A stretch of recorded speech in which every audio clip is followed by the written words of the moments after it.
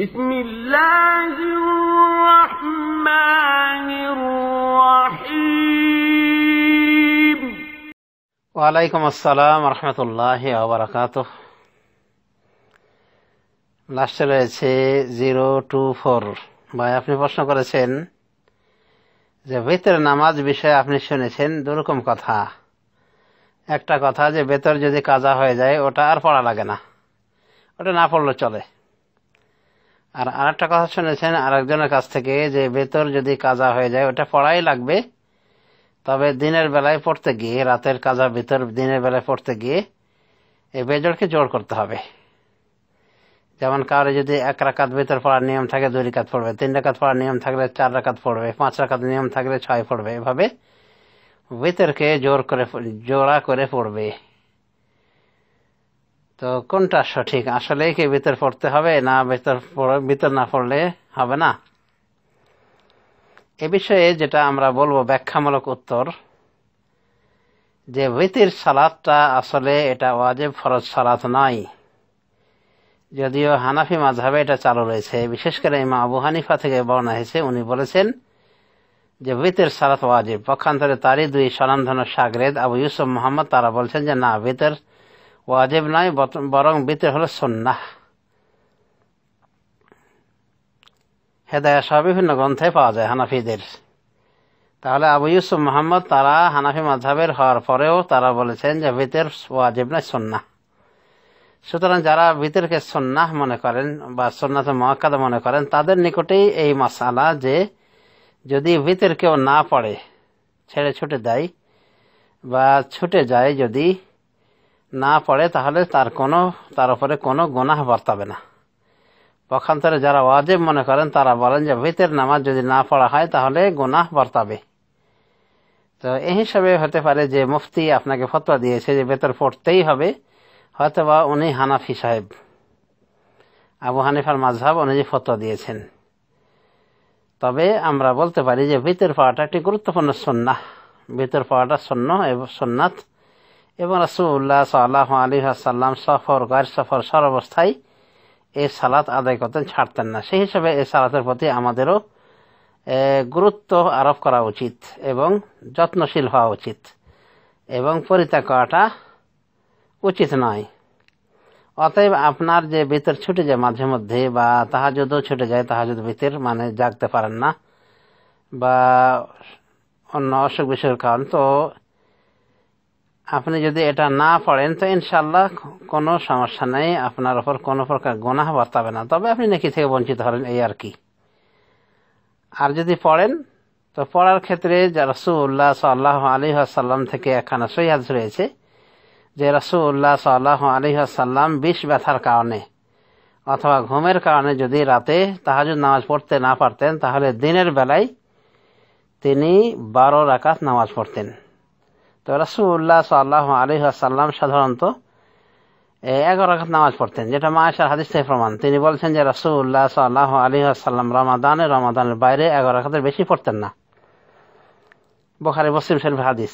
আর এই হাদিসে পাওয়া গেল যে রাসূলুল্লাহ সাল্লাল্লাহু আলাইহি ওয়াসাল্লাম রাতে বিষ ব্যথার কারণে বা ঘুমের কারণে তাহাজ্জুদ নামাজ পড়তে না পারলে তিনি দিনে 12 রাকাত পড়েছেন। তাহলে দেখা গেল যে আর 11 রাকাত পড়েননি।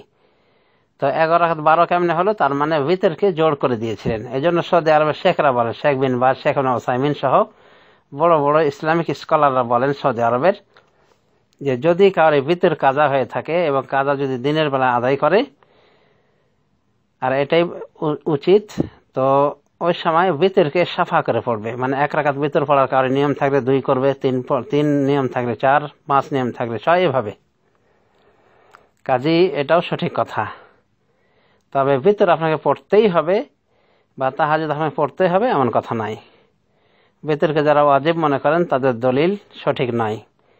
তারা এই মর্মে যে দলিলগুলি পেশ করে থাকেন ওগুলি সবগুলি জয়ীফ এবং সহিহ হাদিস বিরোধীও বটে। রাসূলুল্লাহ সাল্লাল্লাহু আলাইহি ওয়াসাল্লামের নিকট একজন ব্যক্তি এসে বলেছিল, ইয়া রাসূলুল্লাহ, আমার উপর কি ফরজ করেছেন আল্লাহ, এটা আমাকে বাতলিয়ে দেন। রাসূলুল্লাহ সাল্লাল্লাহু আলাইহি ওয়াসাল্লাম তখন তাকে এই ফরজ ইবাদতগুলি বাতলিয়ে দিয়েছেন।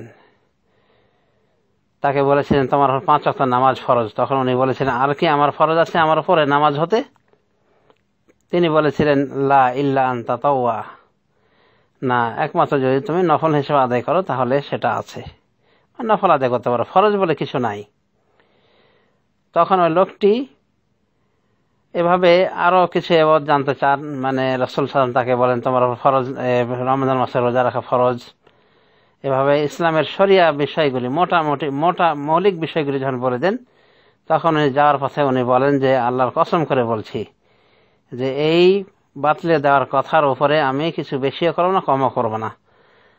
আর এক বর্ণনা রয়েছে যে কসম করে বলেন যে আমি লা আতাতাওয়া শাইআ, আমি কোনো নফল নামাজ পড়বো না, আল্লাহর কসম করে বলছি আমি কোনো নফল নামাজ পড়বো না।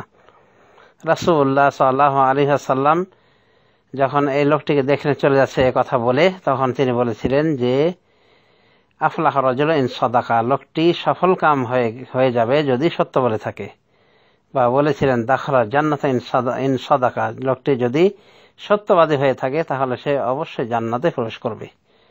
তো এই বুখারী শরীফের হাদিস প্রমাণ যে ওই ব্যক্তিটি কসম করে বলেছিল যে আমি কোনো নফল নামাজ পড়বো না, তবে আল্লাহ যা আমার উপর ফরজ করেছেন তার থেকে একটু কমাবো না, একটু বেশিও করবো না। মানে ফরজে উনি সীমাবদ্ধ থাকার পরও রাসূলুল্লাহ সাল্লাল্লাহু আলাইহি ওয়াসাল্লাম তার বিষয়ে কথা বলেছিলেন।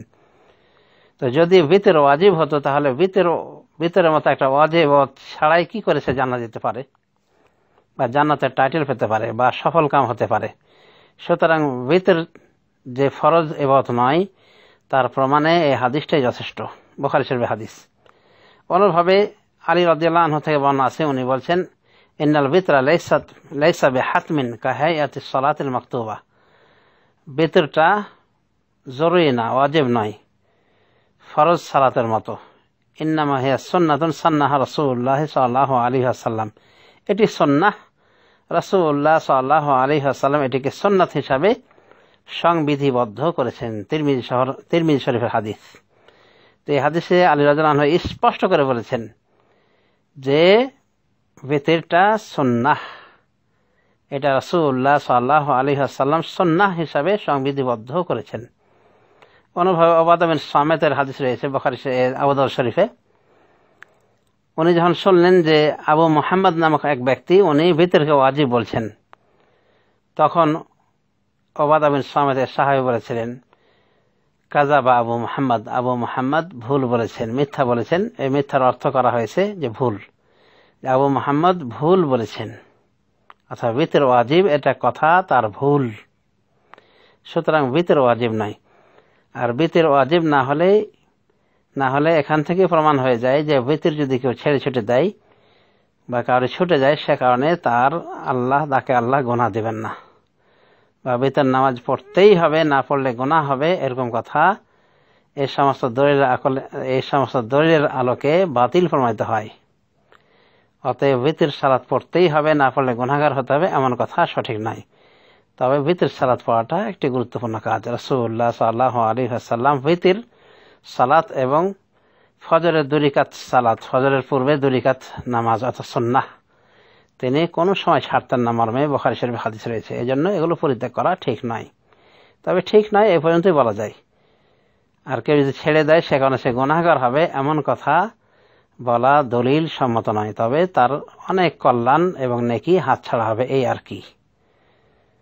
আল্লাহ রাব্বুল আলামিন আমাদের সবাইকে সঠিক বোঝার তৌফিক দান করুন। আশা করি উত্তর পেয়েছেন। ধন্যবাদ। আসসালামু আলাইকুম ওয়া রাহমাতুল্লাহ ওয়া বারাকাতুহু।